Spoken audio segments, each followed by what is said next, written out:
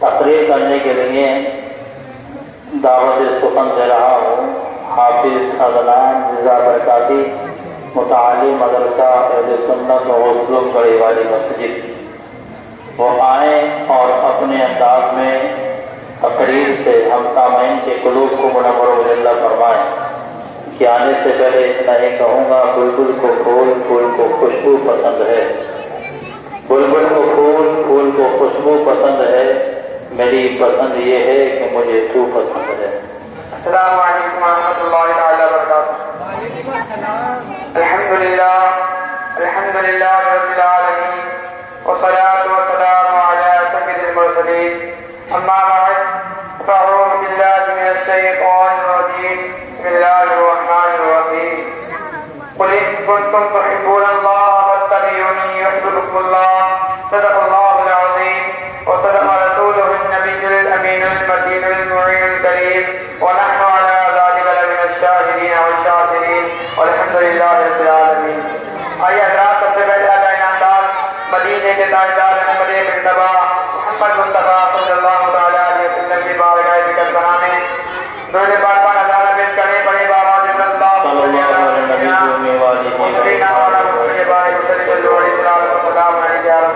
اللہ علیہ وسلم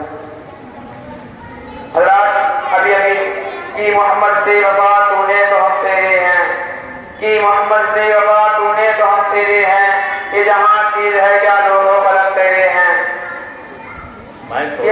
یہ جہاں چیز ہے کیا لوگوں قلم تیرے ہیں، محمد کی محبت دین حق کی شرط اول ہے، اسی میں ہو اگر قومی تو سب کچھ نہ مکمل ہے۔ حضرات، ابھی میں نے جس آیت کریمہ کی تلاوت کا شرط حاصل کیا، اللہ تبارک و تعالیٰ قرآن مجید فرقان حمید میں ارشاد فرماتا ہے، قل ان کنتم تحبون اللہ فاتبعونی یحببکم اللہ۔ اے محبوب، آپ فرما دو اے لوگوں، اگر تم اللہ کو دوست رکھنا چاہتے ہو، اللہ کو اپنانا چاہتے ہو تو پہلے مجھ سے محبت کرو، اللہ تمہیں دوست رکھے گا۔ بہرحال اسلام، آپ غور کیجیے، انسان کے اذہان کا افطار کا بغور جائزہ لیجیے، معاشرے و سماج کا بغور جائزہ لیجیے تو معلوم ہوگا کہ انسان جس سے محبت کرتا ہے اس کی ہر بات اچھی معلوم ہوتی ہے۔ انسان اپنے محبوب کے ہر قول و فعل کو اپنانے کی کوشش کرتا ہے، تبھی اللہ تبارک و تعالیٰ ارشاد فرماتا ہے، اے لوگوں، اگر تم مجھے اپنانا چاہتے ہو، تم مجھے دوست رکھنا چاہتے ہو، اگر تم مجھے راضی کرنا چاہتے ہو تو پہلے محمد عربی صلی اللہ علیہ وسلم سے محبت کرو، میں تمہیں دوست رکھوں گا۔ حضرات، تو معلوم ہوا اگر اللہ کو راضی کرنا ہے تو پہلے رسول کو راضی کرنا ہوگا، اگر رسول کو محبوب بنانا ہے تو شعار رسول کو اپنانا ہوگا، اگر رسول کو محبوب بنانا ہے تو حضرت رسول کے قول و فعل کو اپنانا ہوگا، اگر رسول کو محبوب بنانا ہے تو لباس رسول کو اپنانا ہوگا، اگر رسول کو محبوب بنانا ہے تو رسول کے آداب رسول کو اپنانا ہوگا، اگر رسول کو محبوب بنانا ہے تو نمازوں کو اپنانا ہوگا، اگر رسول کو محبوب بنانا ہے تو زکاتوں کو اپنانا ہوگا، اگر رسول کو محبوب بنانا ہے تو روزوں کا پابند کرنا ہوگا۔ تبھی تو سرکار تو عالم صلی اللہ علیہ وسلم کا فرمان عالی شان ہے کہ جب تک کوئی مومن کامل نہیں ہو سکتا جب تک کہ مجھے اپنے والد والدہ اور رشتہ داروں سے زیادہ محبوب نہ سمجھے۔ اگر رسول کو محبوب بنانا ہے، سرکار تو عالم صلی اللہ علیہ وسلم فرماتے ہیں، جب تک کوئی مومن کامل نہیں ہو سکتا جب تک کہ مجھے اپنے والد والدہ سے زیادہ محبوب نہ سمجھے، جب تک کوئی مسلمان نہیں بن سکتا جب تک کہ مجھے اپنی ماں اور والد سے زیادہ محبوب نہ سمجھے، جب تک آپ مسلمان نہیں بن سکتے جب تک کہ آپ اپنے دوستوں احباب اور رشتہ داروں سے زیادہ رسول کو محبوب نہ سمجھیں،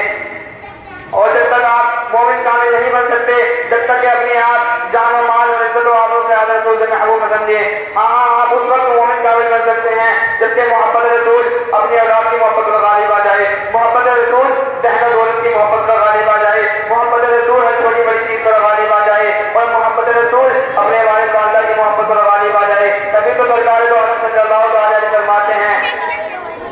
یہی محبت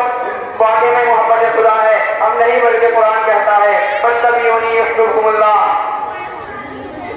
حضور صلی اللہ علیہ وسلم کے زمانے میں ایک یہودی تھا، وہ ہر وقت سرکار دو عالم صلی اللہ علیہ وسلم کے سامنے گستاخی کرتا رہتا تھا، اس یہودی کا ترجمان کرتا تھا، اپنے ماں باپ کی آنکھوں کا تارا اور اپنے والد سے دل کا اجالا تھا، وہ اپنے والد سے سرکار کی توہین سنتا تو سرکار دو عالم صلی اللہ علیہ وسلم کو نقصان پہنچانے کے لیے مدینہ منورہ کے راستے میں کھڑا ہو جاتا۔ ایک بار سرکار دو عالم صلی اللہ علیہ وسلم مدینہ منورہ کے راستے سے کہیں تشریف لے جا رہے تھے، اس نے دیکھا آنکھ سے آنکھ مل گئی، حضور مسکرائے کہ دل کی دنیا بدل گئی، عداوت کا چراغ بجھ گیا، اس کے رسول کا چراغ روشن ہو گیا۔ اب اس کے دل میں اپنے والد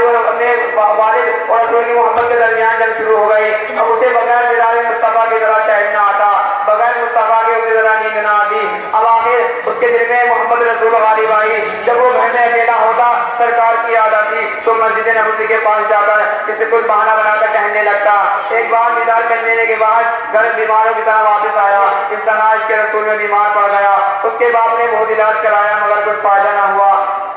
تو اس کے باپ نے اس کے سر پر سبقت سے ہاتھ دیتے ہوئے کہا، اے میرے لال، اگر تیری کوئی آخری تمنا ہو تو بول، میں اسے پورا کروں۔ تو وہ کہتا ہے، ابا جان، اگر آپ میری آخری تمنا خوشی پورا کرنے کا وعدہ کرو تو میں اظہار کروں۔ ابا جان، آپ برا نہ مانے تو بات تو یہ ہے کہ میں چند دنوں سے محمد عربی صلی اللہ علیہ وسلم کے اس کے رسول میں گرفتار ہوں۔ اگر آپ کا وعدہ سچا ہے، اگر آپ نے جو فرمایا وہ سچا ہے تو آپ سرکار عالم صلی اللہ علیہ وسلم کے دربار میں خدمت میں حاضر ہو کر عرض کیجیے کہ آپ کا ایک غلام دنیا سے جا رہا ہے، اب آپ اس کے سرحانے کھڑے ہو کر نجات کا آخری مدعا سنائیں۔ اتنا سننے کے بعد ابا کا چہرہ غصے سے لال ہو گیا، بدل کرتا کیا آخری بیٹے کے آخری خواہش کا وعدہ تھا۔ وہ سب غصہ و غم برداشت کرتے ہوئے کہتا ہے، اے میرے لال، میں تیری ہر خواہش پوری کروں گا، اگرچہ یہ میرے لیے خطرے کی بات ہے، کیونکہ یہودی قوم مل کر مجھے ذات سے باہر کرے گی، مگر میں تیری روح کی خوشی کے لیے سب غم و غصہ برداشت کروں گا۔ اتنا کہنے کے بعد وہ مسجد نبوی کے دروازے پر جاتا ہے اور آواز لگانے لگتا ہے کہ مجھے محمد عربی سے ملنا ہے، مجھے سرکار دو عالم صلی اللہ تعالیٰ علیہ وسلم سے ملنا ہے۔ اتنا سننے کے بعد سرکار دو عالم صلی اللہ تعالیٰ علیہ وسلم مسجد نبوی کے دروازے پر تشریف لاتے ہیں اور آپ نے اپنی محبت بھری آواز میں فرمایا، کہو تمہیں کیا کہنا ہے۔ سرکار کی محبت بھری آواز سن کر اس یہودی کا دل بھی نرم ہو جاتا ہے اور غمگین آواز میں کہتا ہے کہ میرا ایک بیٹا عین جوانی میں دنیا سے جا رہا ہے، مجھے تمہارے اس کو محبت کی آگ جلا کر رکھ رہی ہے، مجھے تمہارے اس کو محبت کا جادو آخر نہیں جلا رہا ہے۔ اب آپ اس کی آخری خواہش یہ ہے کہ آپ اس کے برہانے کھڑے ہو کر نجات کا آخری مدعا سناؤ۔ اتنا سننے کے بعد سرکار دو عالم صلی اللہ تعالیٰ علیہ وسلم فرماتے ہیں، اے میرے جانسار صحابیوں، چلو چلو اس فروغ وقت نوجوان کو دیکھ آتے ہیں جس کے خیر مقدم کے لیے آسمان میں دھوم مچی ہے، جس کے خیر مقدم کے لیے آسمان میں فرشتے آئے ہوئے ہیں۔ جب یہ نورانی قافلہ اس یہودی کے گھر پہنچا تو دیکھا کہ اس عاشق رسول کی انتظار کرتے کرتے آنکھیں بند ہو گئی۔ باپ نے دل ملا کر کہا، اے میرے لال، آنکھیں تو کھول، دیکھ دیکھ تاجدار مدینہ آئے ہیں۔ اے میرے لال، آنکھیں تو کھول، رحمت للعالمین آئے ہیں۔ اے میرے لال، آنکھیں تو کھول، دیکھ دیکھ سرکار دو عالم صلی اللہ علیہ وسلم تیرے سرحانے کھڑے ہیں۔ حضرات، چار کی بے لوٹ آتی ہے اور بیمار نے آنکھیں کھول دی، اپنے آنکھوں کے سامنے اس نورانی چہرے کو دیکھا، اس مقدس بارگاہ کو دیکھا تو اپنی دھیمی آواز میں عرض کرتا ہے، یا رسول اللہ، میں عالم جاودانی کی طرف جا رہا ہوں، میں اپنی جوانی میں عالم جاودانی کی طرف جا رہا ہوں اور اپنے دل میں آپ کی محبت و عقیدت کی مقدس امانت لی ہوئی اب دنیا سے جا رہا ہوں۔ آپ اپنے غلاموں میں میرا نام بھی درج کر دیجیے، مگر میرے نامہ اعمال میں خدا لا شریک کے لیے سجدہ بھی نہیں، اس کے باوجود میری نجات کیسے ہوگی؟ سرکار دو عالم صلی اللہ علیہ وسلم فرماتے ہیں، اے نوجوان، اب تو کلمہ توحید کا اقرار کر کر اسلام میں داخل ہو جا، تیری ضمانت کا قائم میں رہوں گا۔ تو وہ نوجوان آخری سال لیتے ہوئے کہتا ہے، اے میرے مالک، میں قبر کی پہلی منزل سے جنت میں داخل ہونے تک تیری ضمانت کے اسلام قبول کرتا ہوں۔ اشہد ان لا الہ الا اللہ و اشہد ان محمد رسول اللہ۔ اور کلمہ توحید کے ساتھ اس نوجوان کی روح نکل جاتی ہے۔ حضرات، اس نوجوان یہودی کا گھر گدائے ماتم بن جاتا ہے۔ اب اس کا باپ اس یہودی سے کہتا ہے کہ سرکار دو عالم، اب ایک مسلمان کا جنازہ ہے، اب یہ میرے بیٹے کا جنازہ نہیں، اب آپ جنازے کو، اب یہ جنازہ میرے گھر سے نہیں بلکہ آپ کے گھر رحمت سے اٹھے گا، اب اس کے کفن کی ساری ذمہ داری آپ کے سپرد رہے گی۔ سرکار دو عالم صلی اللہ علیہ وسلم فرماتے ہیں، اے میرے جانسار صحابیوں، یہ اس کے ایمان کا بڑا خزانہ ہے، اسے اپنے کندھوں پہ اٹھا کر لے چلو اور جنت کے دولے کا جنازہ مدینے کے گھر سے دھوم دھام سے نکالا جائے گا۔ اتنا سننے کے بعد صحابی رسول اس جنازے کو لے کر چل دیتے ہیں اور آس پاس کے قرب جوار کے سبھی لوگ اس عاشق رسول کے جنازے میں شرکت فرماتے ہیں۔ اور جب آخر دیدار کے لیے چہرے سے پردہ ہٹایا گیا تو دیکھا کہ اس نوجوان کا چہرہ چودھری کی چاند کی طرح چمک رہا ہے، اس کے ہونٹوں پہ ہنسی پھیلی ہوئی ہے۔ حضرات، یہ جانے والا کوئی عام انسان نہیں تھا، یہ جانے والا اب خالی ہاتھ نہیں تھا بلکہ اپنے ہاتھ میں حضور کی حضور کے جنت کا ضمانت نامہ لیے ہوئے اب دنیا سے جا رہا تھا۔ حضرات اس عاشق رسول کا جنازہ جب مدینے کی گلیوں سے نکالا گیا تو لوگوں نے اپنی آنکھوں سے دیکھا کہ مدینے میں اتنی بھیڑ جمع ہو گئی کہ مدینے میں پیر رکھنے کو جگہ نہیں تھی۔ سرکار تو عالم صلی اللہ علیہ وسلم پنجوں کے بل اب رستے مدینے کی گلیوں میں چل رہے ہیں۔ ایک صحابی رسول حیرانی سے پوچھتے ہیں تو سرکار تو عالم صلی اللہ علیہ وسلم فرماتے ہیں اے میرے جان نثار صحابی سن، آج آسمان سے اس قدر فرشتے آئے ہوئے ہیں، اس قدر فرشتے عاشق رسول کے جنازے میں ہیں کہ اب ڈیڑھ رکھنے کو زمین پر جگہ نہیں ملتی۔ حضرات جب اس عاشق رسول کا جنازہ قبر میں اتارا گیا، حضور نے اپنے ہاتھوں سے جب اس عاشق رسول کا جنازہ اتارا تو لوگوں نے اپنی آنکھوں سے دیکھا کہ اس عاشق رسول کی قبر میں نور جھلک رہا ہے، اس عاشق رسول کی قبر میں آسمان سے نور آ رہا ہے۔ سرکار دو عالم صلی اللہ علیہ وسلم اس نوجوان کو قبر میں لے جا رہے تھے تو آپ کو اتنا پسینہ آ رہا تھا کہ آپ کا کرتا مبارک پسینے میں تر ہو گیا۔ جب آپ باہر آئے تو آپ خوشی روکنے لگے۔ صحابی رسول نے پوچھا حضور کیا بات ہے، آج آپ بہت خوش نظر آ رہے ہیں؟ تو آقا نے کہا اے میرے جانشار صحابیوں سنو، بات تو یہ ہے جب یہ نوجوان مجھ سے جنت کی ضمانت دے رہا تھا تو حوران جنت نے سن لیا، اس لیے وہ پہلے سے ہی قبر میں جنتی کی چھوڑے اور جنتی خوشبو لے کر حاضر تھے، اور میں قرآن جنت کا ہجوم دیکھ کر پسینہ پسینہ ہو گیا۔ اتنا سننے کے بعد سبھی صحابہ رسول اس کے مصطفیٰ میں ڈوبنے لگے۔ حضرات آپ غور کیجیے تو آپ کو یقیناً معلوم ہوگا کہ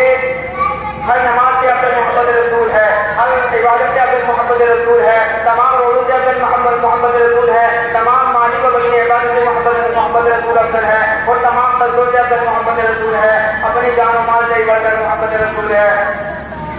روایت میں آیا ہے کہ ایک انصاری عورت جس کے بعد بھائی اور شوہر ایک دن میں شہید ہو گئے، اتنا سننے کے بعد وہ گھر سے روٹی بھی نکلتی ہے اور لوگوں سے بولنے لگتی ہے کہ محمد عربی کیسے ہیں، میرے آقا خیریت سے تو ہیں، میرے آقا کو کوئی تکلیف تو نہیں ہوئی، میرے آقا جنگ میں شہید تو نہیں ہوئے۔ جب صحابہ رسول نے اس عورت کو ایسے حال میں دیکھا تو وہ اس عورت کو آقا کے پاس لے گئے، اور وہ عورت جب سرکار دو عالم صلی اللہ علیہ وسلم کو سلامت دیکھتی ہے تو اسی سے جھوم اٹھتی ہے اور کہتی ہے اب مجھے کوئی غم نہیں، اب تو میرے آقا سلامت ہیں، اس سے زیادہ کوئی نصیبی کیا ہوگی کہ میرا تمام خلفاء پر قربان ہو گیا۔ حضرات واقعی جو متقی ہوتا ہے، نمازوں والا ہوتا ہے، مگر اس کے دل میں اگر محبت رسول نہیں، اگر اس کے سینے میں عداوت رسول ہے تو وہ ہرگز اس کی نماز نہیں، وہ ہرگز مسلمان نہیں، اس کی عبادت نہیں، اب اس کی نماز بھی بیکار، اس کی عبادت بھی بیکار، اب اس کا انجام برا ہی برا ہے، دنیا میں آخرت میں اس کا انجام برا ہی برا ہے۔ ایک بار ایک صحابی رسول صلی اللہ علیہ وسلم کی خدمت میں حاضر ہوئے اور فرمایا یا حبیبی یا رسول اللہ قیامت کب آئے گی؟ تو آقا فرماتے ہیں کہ تم نے قیامت کی تیاری کر دی ہے؟ تو صحابی رسول کہتے ہیں یا رسول اللہ میرے پاس نمازوں کا انبار تو نہیں، یا رسول اللہ میرے پاس میں نے زکات کی تو زیادہ نہیں کیا، یا رسول اللہ میرے پاس روزوں کا ذخیرہ تو نہیں، یا رسول اللہ میرے پاس دنیا کا آخرت کے لیے کچھ نہیں، مگر میرے دل میں اللہ اور اس کے رسول کی محبت کا شرار موجود ہے، میرے دل میں اللہ اور اس کے رسول کی محبت ہر چیز سے زیادہ ہے۔ اتنا سننے کے بعد صحابہ رسول کہتے ہیں اتنا سننے کے بعد سرکار دو عالم صلی اللہ علیہ وسلم کے ربوں کو تشویش ہوئی اور آپ نے فرمایا اگر ایسا ہے تو میرے ساتھ جنت میں رہو گے۔ حضرات آپ غور کیجیے کہ اعمال کا دار و مدار ایمان پر ہے اور محبت رسول ایمان کی جان ہے، تبھی تو شاعر کہتا ہے اللہ کی سرکار قدم شان ہے، یہ انسان نہیں وہ انسان ہے، یہ قرآن کو بتاتا ہے ایمان ہے اور ایمان یہ کہتا ہے میری جان ہے یہ، تبھی تو صحابہ رسول نے کہہ دیا یا رسول اللہ میرے پاس نیک اعمال زیادہ نہیں، یا رسول اللہ میرے پاس دنیا میں آخرت کے کچھ نہیں، مگر میرے دل میں آپ کی محبت ہر چیز سے زیادہ ہے۔ تو تبھی تو سرکار دو عالم صلی اللہ علیہ وسلم نے بھی کہہ دیا اگر ایسا ہے تو تم میرے ساتھ جنت میں رہو گے۔ حضرات آپ غور کیجیے تو آپ کو معلوم ہوگا کہ محمد رسول تمام نیکی عبادت سے افضل ہے اور محمد رسول کا بدلہ جنت ہے۔ تبھی تو لوگ پر اقبال کہتے ہیں کہ محمد سے وفا تو نے تو ہم تیرے ہیں، کہ محمد سے وفا تو نے تو ہم تیرے ہیں، یہ جہاں چیز ہے کیا لوگ قلم تیرے ہیں ہمارے۔ ماشاء اللہ یہ تھے حافظ حضرات رضا برکاتی متعلم مدرسہ اہل سنت اور غوث العلوم گڑے والی مسجد۔